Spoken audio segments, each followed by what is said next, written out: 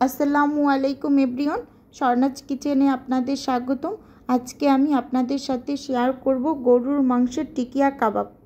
সামনে যেহেতু ঈদ চলে আসছে, তাই ভিউয়ার্স আপু এবং ভাইয়াদের উপকারে আসবে। ভিডিওটি না টেনে সম্পূর্ণ দেখার অনুরোধ রইল। আর ভিডিওর কোনো অংশ যদি ভালো লেগে যায় তাহলে লাইক এবং সাবস্ক্রাইব করে পাশে থাকবেন। চলুন দেখে নেওয়া যাক টিকিয়া কাবাবের জন্য কি কি দরকার। প্রথমে আমি এখানে মেজারমেন্ট কাপ এর 1 কাপ ছোলার ডাল আগে থেকে ভিজিয়ে রেখেছি। ভিজিয়ে রেখে ধুয়ে পরিষ্কার করে নিয়েছি। আর নিয়েছি 200 গ্রামের মতো গরু মাংস। গরু মাংসগুলোকে আমি ভালো করে ধুয়ে পরিষ্কার করে নিয়েছি। আর আমি এরকম একটু টুকরো করে কেটে নিয়েছি। ছোট ছোট করে টুকরো করে কেটে নিলে একটু সুবিধে হয়। এখন আমি এক এক করে সব কিছু দিয়ে দেব। গরু মাংসগুলোকে দিয়ে দিলাম। পেঁয়াজ কাঁচামরিচ কুচি দিয়ে দেব। দিয়ে দেওয়া হয়ে গেলে স্বাদ মতো লবণ দিয়ে দেব। লবণ দিয়ে এখন আমি এক এক করে সব শুকনো উপকরণগুলো দিয়ে দেব। গরম মশলাগুলো, জয়ফল, জয়ত্রী গুঁড়ো, শুকনো মরিচ, গোলমরিচ সব কিছু এক এক করে দিয়ে দিলাম। জিরা গুঁড়ো, ধনিয়া গুঁড়ো আর কালার আসার জন্য একটু মরিচগুলো, হলুদ গুঁড়ো ব্যবহার করেছি। আপনারা চাইলে নাও করতে পারেন। এখন দিয়ে দেব 1 টেবিল চামচ আদা বাটা আর 1 টেবিল চামচ রসুন বাটা। দিয়ে ভালো করে সামান্য পরিমাণ তেল দিয়ে দেব।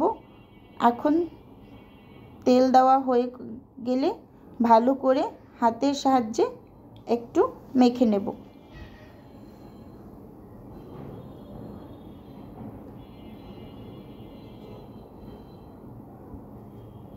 মেখে নেওয়া হয়ে গেলে এখানে আমি একটা প্রেসার কুকার নিয়েছি। এখন সব কিছু প্রেসার কুকারের মধ্যে ঢেলে দিই। ঢেলে দিয়ে মেজারমেন্ট কাপ দিয়ে 2 কাপ পানি দিয়ে দেব। যেহেতু ছোলার ডালটা আগে থেকে ভিজিয়ে রাখা ছিল, সেজন্য মেজারমেন্ট কাপের 2 কাপে সেদ্ধ হয়ে যাবে। এখন আমি সেদ্ধ করে ব্লেন্ডারে ব্লেন্ড করে নিয়েছি। এই পর্যায়ে এসে একটা আগে থেকে ফেটিয়ে রাখা একটা ডিম দিয়ে দেব। ডিম দিয়ে খুব ভালো করে মেখে নেব।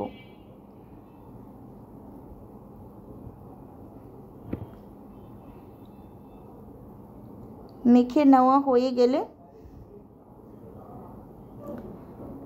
সাইডে রেখে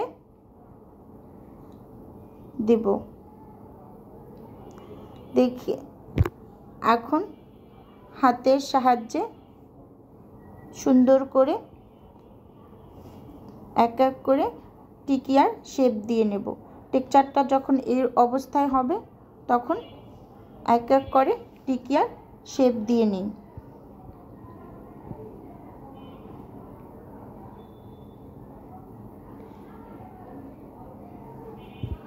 সবগুলো টিকিয়া তৈরি করে নেব।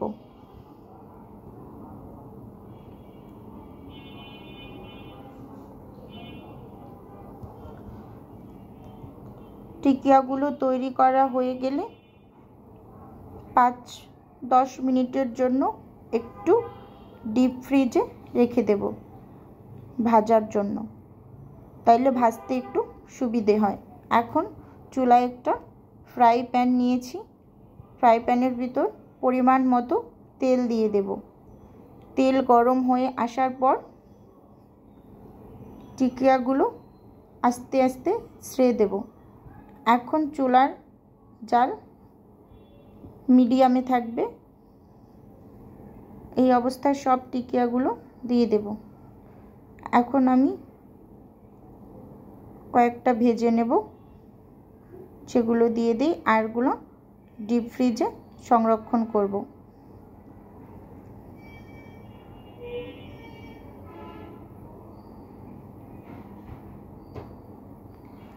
ডিম দেওয়ার কারণে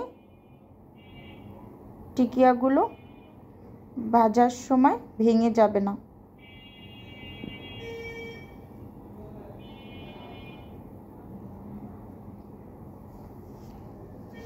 আস্তে আস্তে উল্টে দিতে হবে।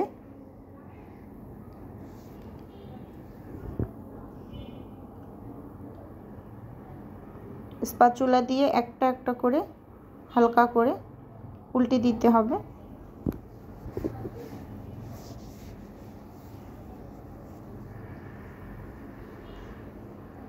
উল্টে পাল্টে একটু ভেজে নিলে সুন্দর একটা কালার চলে আসতেছে।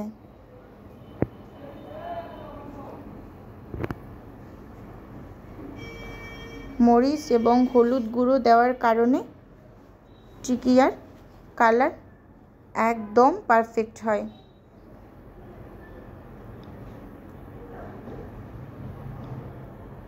অনেকে এটাকে স্কিপ করে দেয়, এমনিতেই শুধু